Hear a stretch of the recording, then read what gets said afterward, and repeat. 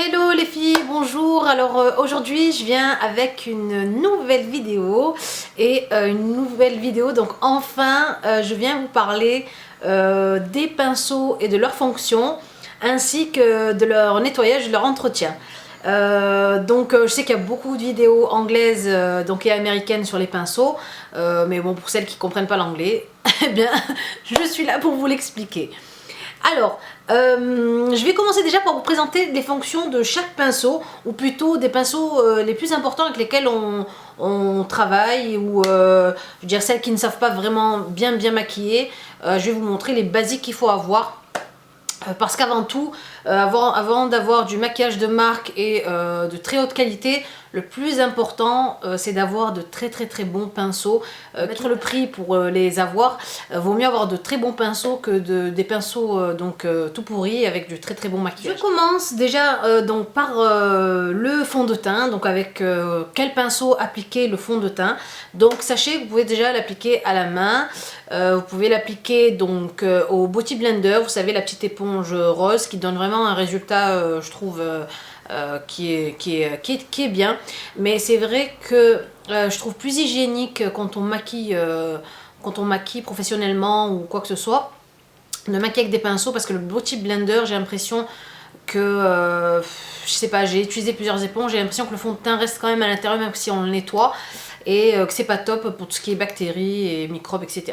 Donc je vous montre déjà les premiers pinceaux avec lesquels vous pouvez appliquer le fond de teint. Donc des pinceaux de différentes marques. Alors, je commence déjà par les pinceaux Real Techniques, de la marque Real Techniques, donc vous les connaissez. Celui-ci, donc c'est le Buffing Brush, et c'est vrai qu'il a des pinceaux vraiment très doux, et qui laisse vraiment un fini vraiment très velouté, très doux, et un fini sans trace surtout quand vous maquillez avec le fond de teint. Donc moi j'applique d'abord le fond de teint sur la main pour qu'il soit donc assez chaud, c'est-à-dire assez liquide pour pouvoir l'appliquer. Je ne l'applique pas directement ici, j'ai l'impression que le fond de teint pénètre quand même assez profond dans le pinceau quand on l'applique directement sur le pinceau. Donc déjà, le premier pinceau, donc ça, c'est vraiment fait pour appliquer le fond de teint.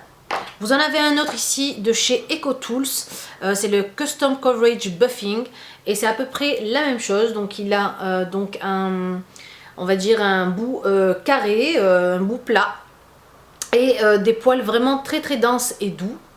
Pareil pour appliquer le fond de teint. Vous avez aussi le pinceau plat comme celui-ci. Donc celui-ci c'est le F60 de chez Sigma. Et celui-ci, c'est vrai qu'il faut vraiment avoir la main pro pour savoir bien l'appliquer.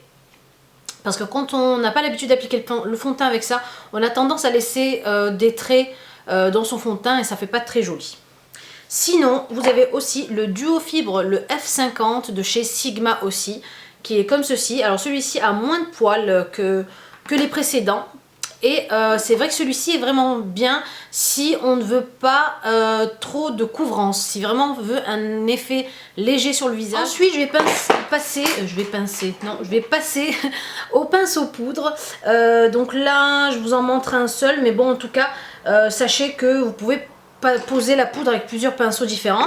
Moi mon préféré c'est celui-ci, c'est le pinceau de chez Real Techniques, c'est le Powder Brush, comme son nom l'indique, il est fait pour poser la poudre, donc il est vraiment très large ici au niveau du haut du pinceau, bien arrondi et bien fuselé comme ceci pour vraiment venir poser la poudre un peu partout. Si on veut poser dans des zones un peu plus petites, par exemple pour venir passer la poudre pour faire tenir donc son correcteur ici, moi je vous conseille plutôt des pinceaux un peu plus fins avec des arêtes un peu plus petites au niveau des poils ici.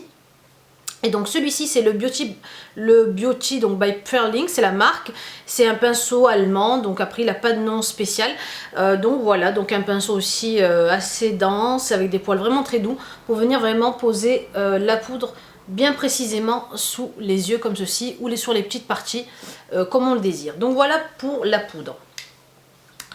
Ensuite pour le blush, alors toujours donc chez Real Techniques, c'est vraiment mes pinceaux on va dire préféré, je pense, hein, parce que franchement niveau qualité et niveau prix, il n'y a pas mieux, j'ai pas trouvé mieux en tout cas. Alors ceci c'est le Blush Brush, comme son nom l'indique aussi, de chez Real Techniques, donc vraiment bien fuselé au niveau des poils, en forme de ballon de rugby, on va dire en forme ovale. Et donc vraiment bien précis au niveau donc, de la pointe pour venir poser votre blush comme il faut sur vos pommettes. Donc moi je le trouve vraiment sympa, vraiment pratique, et voilà, ça fait quand même des mois que je l'ai et il n'a pas bougé d'un poil. Donc voilà pour les pinceaux blush. Ensuite viennent les pinceaux contouring. Et je vais vous montrer moi ce que j'utilise pour mon contouring. Donc celui-ci de chez Sigma, c'est le Large Angled Contour. C'est le F40, il est comme ceci. Et ce qui est bien, c'est qu'il a une arête vraiment fine ici. Il est donc biseauté et vous pouvez vraiment venir bien placer votre couleur foncée au niveau du creux de vos joues pour faire votre contouring. Vous pouvez aussi venir parfaitement le faire au niveau du nez, comme ceci, celui-ci de chez Real Techniques, et celui-ci c'est le Contour Brush, comme son nom l'indique aussi. Donc celui-ci est beaucoup plus fin, beaucoup plus précis, avec une petite forme ovale aussi, avec une pointe vraiment très précise pour poser votre couleur foncée au niveau de votre nez ou au niveau de vos joues. Franchement super sympa. Après moi je pense que ceci c'est mieux de le garder pour le nez et pour les joues, et puis celui-ci si vous voulez venir faire votre contouring au niveau de vos tempes ou au niveau du bas du visage. Voilà pour les contourings. Pour la pose de votre anti-cerne, moi je pense que c'est bon, les deux moyens, que ce soit avec les doigts ou avec le pinceau, c'est bien aussi. Je pense que c'est bien déjà de venir l'appliquer au doigt et de venir en fait juste le flouter avec ce petit pinceau là que je trouve super sympa. C'est un pinceau donc Everyday Minerals, et celui-ci je crois que c'est le Ai Kabuki Brush. Vous le trouvez sur le site iHerb. Et donc vraiment top pour venir, moi je l'utilise vraiment que pour ça, pour venir donc un peu estomper le concealer ici avec mon fond de teint. Voilà celui-ci. Donc on passe aux yeux. Donc voilà les principaux pinceaux qu'il faut avoir pour les yeux. Après je pense que je rajouterai quelques pinceaux un peu plus techniques pour celles qui ont plus la main ou pour celles qui sont professionnelles. Alors le basique les filles, il faut avoir donc un pinceau plat, donc comme celui-ci. Donc celui-ci c'est le numéro 12 de chez Paris Atelier, donc c'est une marque professionnelle. Vous avez celui-ci, donc le Large Shader, le E60 de chez Sigma, ils sont à peu près pareils, hein, vous voyez. Donc ils ont vraiment une arête très fine et donc vraiment très plat au niveau des poils. Donc ça c'est le premier pinceau qu'il faut avoir, vraiment le basique, pinceau plat.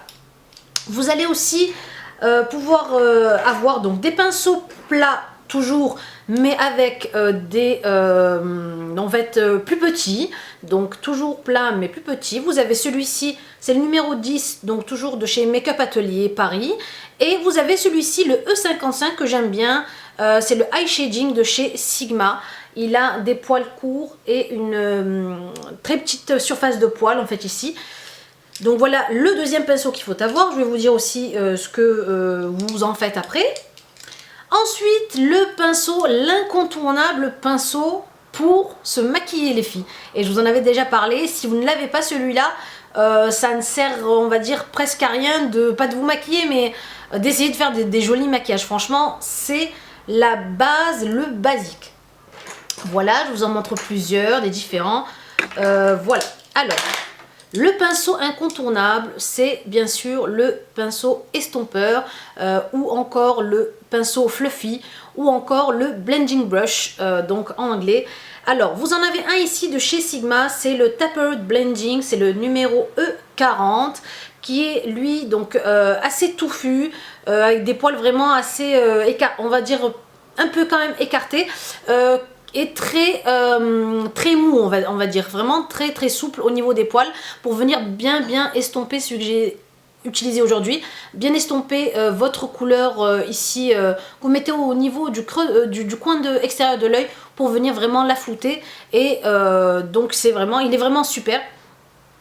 Donc pourquoi le pinceau estompeur? C'est vraiment pour venir avoir un fini, on va dire pro, pour pas avoir des couleurs superposées, pour vraiment venir bien les mélanger les unes avec les autres et bien estomper vos couleurs pour donner un fini vraiment plus joli. Vous avez celui de chez MAC, c'est le 217 bien sûr, le très connu 217. Je ne vous le présente plus, hein. Donc qui est vraiment aussi super. Donc celui-ci il est un peu moins souple au niveau des poils, mais c'est vrai que c'est bien pour vraiment estomper des couleurs très foncées quand vous mettez ça ici, pour venir bien les estomper. Donc on peut faire plusieurs allers-retours pour venir les estomper dans le creux de l'œil. Sinon, pour un budget vraiment moins cher, et franchement celui-ci, je pense que je vais aller m'en racheter encore un, et j'espère qu'il est encore, c'est celui de chez Sephora Professionnel, c'est le numéro 13 pour creux paupières, le Rounded Crease. Et il m'a pas coûté très cher, je ne sais plus, aux alentours des peut-être 9-10 euros. Et franchement la qualité est au rendez-vous. Je suis vraiment étonnée pour des pinceaux de chez Sephora, parce que j'entends vraiment beaucoup de critiques sur les pinceaux de chez Sephora, mais celui-ci il est vraiment merveilleux. Et franchement j'en rajoute pas les filles, allez vous le procurer. Si vraiment vous n'avez pas les moyens de vous payer des pinceaux MAC ou Sigma, le Sephora fait vraiment l'affaire. Et je vous assure que c'est avec celui-là moi que j'ai commencé avec, c'est celui que j'ai acheté le premier. Et il est toujours aussi, il doit vraiment avoir 2 ans celui-ci, et il est toujours aussi top. Et toujours aussi bien, toujours aussi nickel au niveau des poils. Franchement, rien à redire. Bravo Sephora pour ce joli pinceau fluffy. Voilà. Alors, je vous explique donc l'utilisation. Pour le pinceau plat, les filles, le pinceau plat, celui-ci, vous l'utilisez bien sûr une fois que vous avez posé votre basse paupière, l'utiliser pour mettre votre couleur la plus claire, c'est-à-dire vous allez en fait préparer en quelque sorte votre toile sur laquelle vous allez peindre entre guillemets. Vous allez donc poser toute votre couleur claire au niveau de votre paupière mobile et votre paupière immobile, donc pour venir poser toute votre couleur claire sur les yeux. Ça c'est l'utilisation du pinceau plat. Ensuite donc vous floutez un tout petit peu avec votre pinceau estompeur pour bien poser la couleur. Ensuite avec le deuxième pinceau plat qui est un peu plus petit, donc celui-ci, le E55 par exemple de chez Sigma, vous allez venir poser votre deuxième couleur. Donc par exemple vous avez mis donc la première teinte claire sur l'œil, vous venez poser la couleur que vous désirez, donc par exemple un tout petit peu plus foncé sur votre paupière mobile.